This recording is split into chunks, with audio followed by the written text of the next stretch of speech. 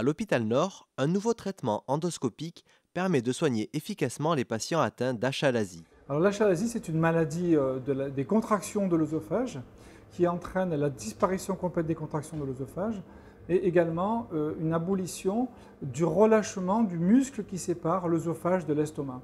Donc les aliments ne sont plus propulsés dans l'estomac et en plus ils ont une barrière au niveau de la jonction entre l'œsophage et l'estomac.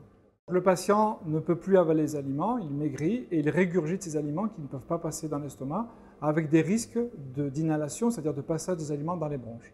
Jusqu'à l'âge de 15 ans à peu près, je mangeais tout à fait normalement. Puis ça a commencé par des petits bruits, donc je ne savais pas ce que c'était. Je pensais que, vu les symptômes, que c'était une hernie hiatale. Et au fur et à mesure, ça a commencé par certains aliments compacts, genre le riz, genre la semoule. Ça commençait à plus passer. Et puis, au fur et à mesure, ça a commencé à toucher une plus grande partie d'aliments jusqu'à que ce soit qu'on se pose des questions parce que j'arrivais plus trop à m'alimenter, je maigrissais.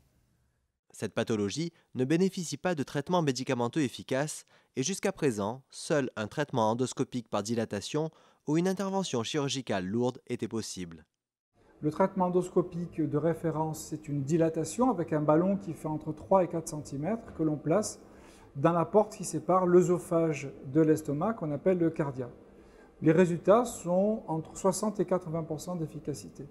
Le deuxième traitement est un traitement chirurgical, qui est donc bien sûr beaucoup plus invasif, avec des complications plus importantes, qui consiste à sectionner le muscle qui ferme la jonction entre l'œsophage et l'estomac, et une partie également du muscle du bas de l'œsophage.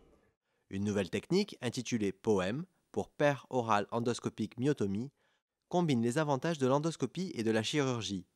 Cette procédure innovante, en cours d'évaluation, a vu le jour en 2008 au Japon.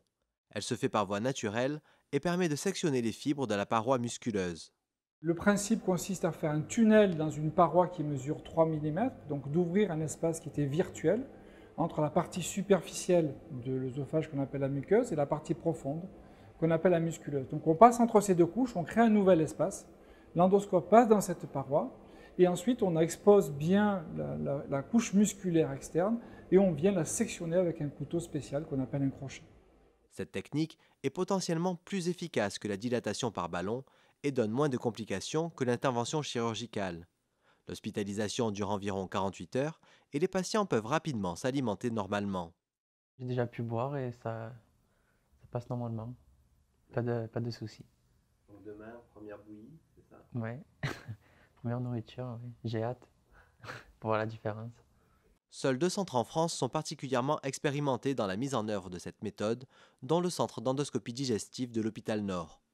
Les médecins de ce centre, à vocation hospitalo-universitaire, développent, à travers leur activité et en collaboration avec le Conseil national des universités, la mise en place d'une nouvelle spécialité médicale, la chirurgie endoscopique, spécialité vouée à intégrer le cursus universitaire spécialisé.